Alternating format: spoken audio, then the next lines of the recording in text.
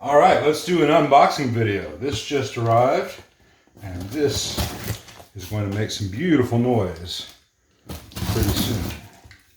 Let's see what we got here. Now, this box was packed the other way around, so the packing material may be a little bit odd, but the other side has my address on it, and you know, the internet's great and all, but Shazam! Shazam! See, I practiced this.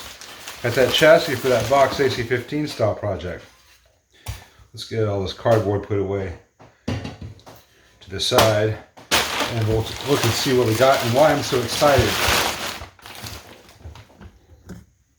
Sorry about the extraordinarily dramatic lighting. It is that time of day. I'm on the kitchen table, and the light comes in sideways this time of day. So this is the new aluminum chassis, and this is just a protective layer. It's not going to be this gray plastic. It's got to be pretty, and I'll clean and polish it and all that, because aluminum, once it comes from the machine shop, it usually has a powdery residue. I like to get that off. All right, what I'm going to be doing with this is the fun part, where I take all these measurements and transfer them into the computer, so I have an accurate layout that I can work with and plan around. So how far is that hole from that edge? How far is the center of that hole from this edge? Okay, after an awful lot of careful measurements, I've gotten to this point.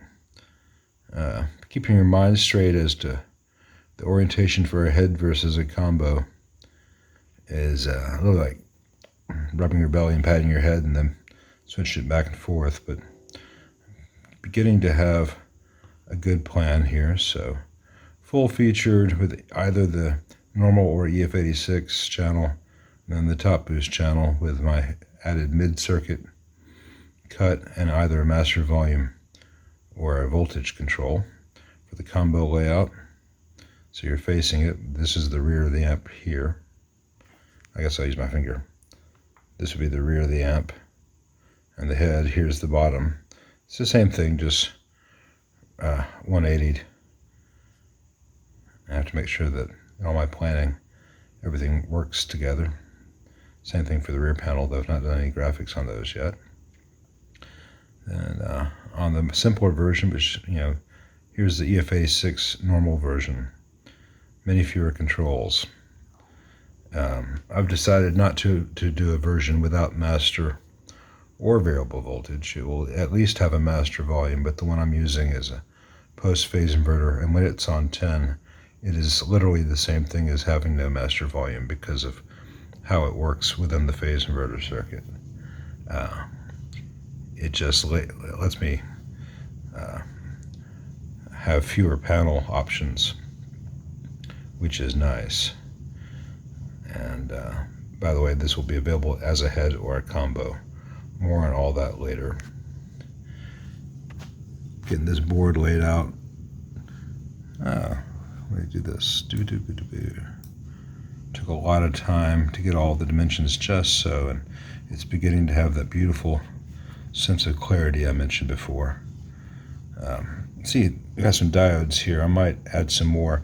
I'm considering offering this amp with or without the EZ81 tube rectifier. The EZ81 is just one more thing to generate heat and potentially fail, and there's no real benefit to using one in this circuit. I can do a solid state rectification with a voltage drop, with sag, all that stuff. You want to be able to hear the difference, but you won't be spending $20 on rectifier tubes every couple of years, or having one more thing generate heat. So I'll put that in as a quiz or comment thing, whatever, later.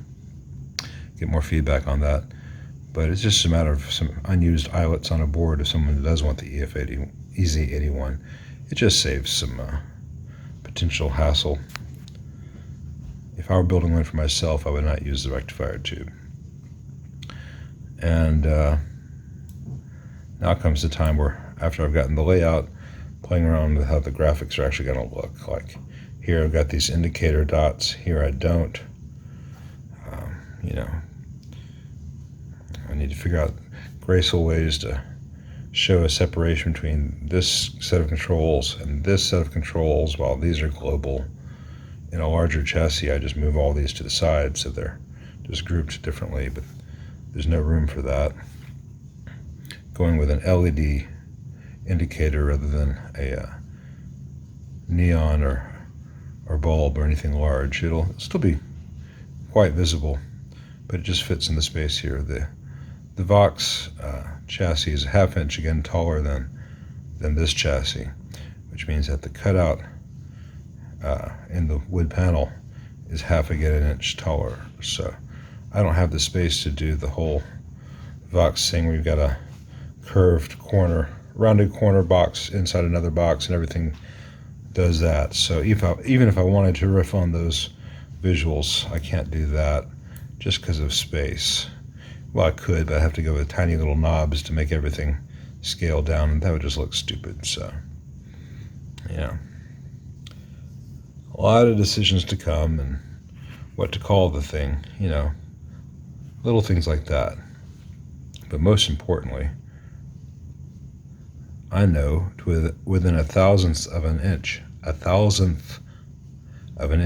sorry, harder to say than I thought, that this is going to work and work well.